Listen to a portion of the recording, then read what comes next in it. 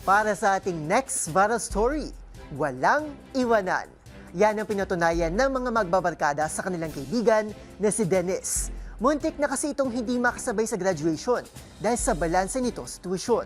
Kaya naman bilang tulong ay naisip nilang mag-post online para sa isang fundraising. At #success dahil ang kanilang tropa ay kasabay nilang aakyat ng stage. Ang nakakaantig na kwentong yan tinutukan sa exclusive trending report ni Ruvik Manuel.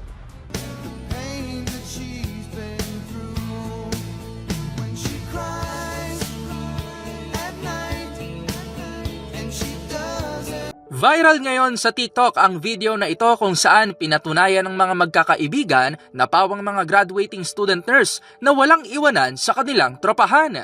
Sa video, makikitang umiiyak ang isa nilang kaibigan, hindi dahil sa hugot sa pag-ibig, kundi dahil siya pala ay ang tanging hindi makakasama na gumraduate sa kanilang barkada.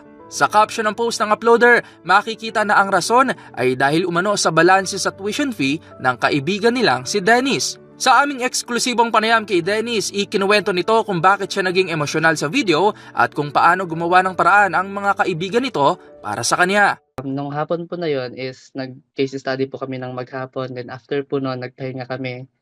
And then yun na po, parang nagsisink in lahat ng mga nangyari, gano'n. Tapos yung masasaya, malulungkot.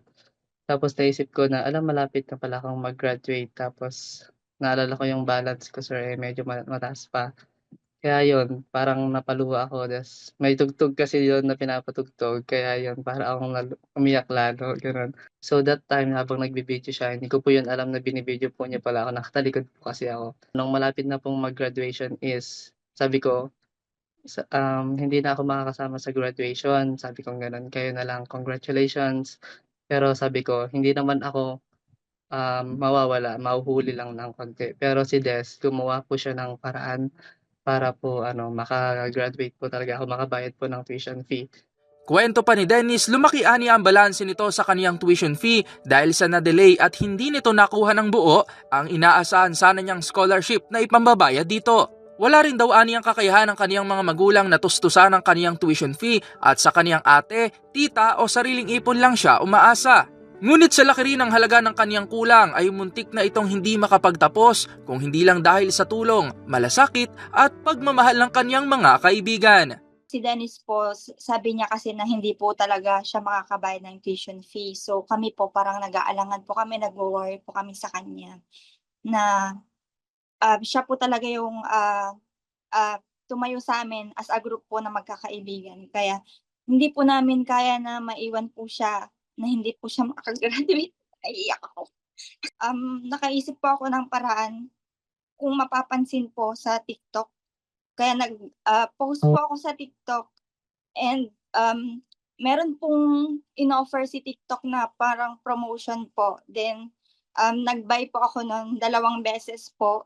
Kaya po yun, hindi ko po in-expect na nag-trend po yung video po niya, napansin po ng tao. Then hindi po namin na-expect na ganun po karami yung tutulong po sa amin. Matapos na i-post ni Des ang uploader ng video, doon na umano nagsimula na madagdagan at sumobra pa ang nalikom nilang pera mula sa fundraising. Sa halagang kanilang nalikom ay nabayaran ng balance ni Dennis na halos 100,000 piso, habang ang sumobra naman sa kanilang pondo ay idinagdag rin sa kulang ng kanilang mga kaibigan para sabay-sabay silang umakyat sa stage.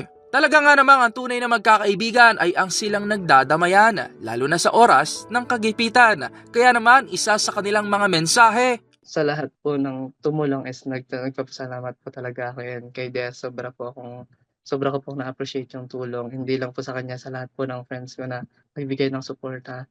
And then pinalakas po yung loob ko. Sobrang saya po namin kasi natulungan po kami and makaka-graduate po kami kasama siya, and mas madami pa po kaming natulungan na iba po naming ka-classmate. Sa ngayon, mayroon ng 8.3 million views ang video sa TikTok at higit 800,000 reactions. Para sa DZRH TV, ito si Ruvik Manuel, una sa Pilipinas, una sa Pilipino.